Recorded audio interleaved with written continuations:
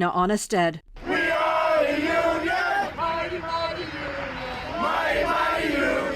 United Auto Workers Union are on a historic strike against the big three automakers, General Motors, Ford, and Stellantis. At midnight, about 13,000 workers walked off their jobs at 3 assembly plants in Michigan, Ohio, and Missouri after a labor contract expired for nearly 150,000 union members. Union President Shawn Fain announced a stand-up strike for 3 select factories last night. All options remain on the table.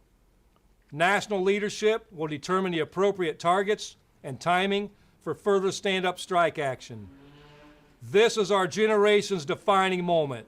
The money is there, the cause is righteous, the world is watching, and the UAW is ready to stand up. Workers are demanding an end to their tier pay system and a restoration of pensions and cost of living adjustments the union agreed to forego during the Great Recession nearly 15 years ago. They're also seeking a 32-hour work week with 40 hours of pay. The union has said the big three could meet their demands and still make billions in profits. Ford's CEO has said meeting those demands would bankrupt the company. But speaking to reporters at the strike in Michigan last night, Fain called that claim BS. Today, pickets are also planned at plants in Massachusetts and Connecticut, with a major rally in Detroit. 64,000 Kaiser Permanente healthcare workers voted to strike in California, Oregon, and Washington. Thursday, last week, they voted to do so in Colorado. They're demanding better wages and staffing levels, saying a backlog of services have caused patients to wait months for basic health care.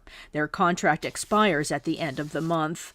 Global protests have begun, urging world leaders to take meaningful action to curb global warming and reduce greenhouse gas emissions ahead of a United Nations climate summit in New York next week. In the U.S., nationwide protests have also kicked off. Thursday, 2 elder activists were arrested for protesting outside the White House, urging President Joe Biden to declare a climate emergency. Cheryl Angel is an indigenous activist. Declare a climate emergency. Do your job. Declare a climate emergency.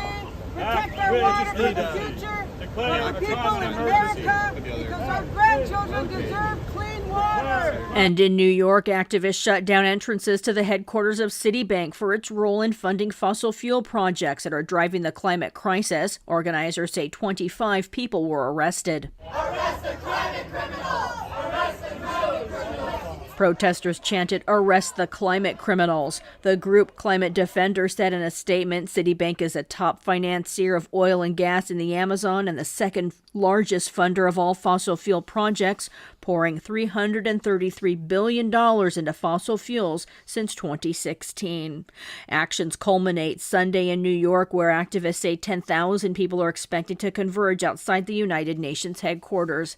In Libya, the death toll from catastrophic flooding has topped 11,000. Libyan authorities are evacuating Derna's remaining residents and limiting access to the city as searchers dig through mud and hollowed-out buildings for 10,000 more people believed missing and feared dead. Imeni Trabelsi is with the International Committee of the Red Cross. The survivors of this dramatic event lack everything. They lack proper shelter, they lack food, they lack medicines, they lack access to water, access to electricity, etc. Authorities warn disease from damaged infrastructure and mine-like explosives have shifted by the waters and could take yet more lives.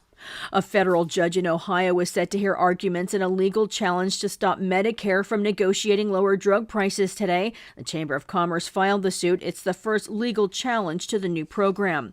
President Joe Biden's son, Hunter Biden, has been indicted on federal firearms charges. Biden is accused of lying about his drug use when he bought a firearm in October of 2018, a period when he acknowledged struggling with addiction to crack cocaine. In Georgia, Fulton County Superior Court Judge Scott McAfee affirmed speedy trials of 2 of Donald Trump's co-defendants charged in a scheme to subvert the will of voters in the state after the 2020 presidential election. Lawyers Sidney Powell and Kenneth Chesbrough will take their case to trial starting October 23rd. Former President Trump and 16 other co-defendants will be tried separately. In court, lawyers for Chesbrough outlined at least part of their legal strategy: calling into question the grand jury indictment itself, suggesting the process was flawed and the indictment issued too fast. They're also seeking access to question the grand jurors, something Fulton County Assistant District Attorney Daisha Young opposed in court Thursday. But the judge ultimately ruled attorneys have rights to access the jurors on a limited basis. I'm Christina Onnested reporting for Pacifica Radio.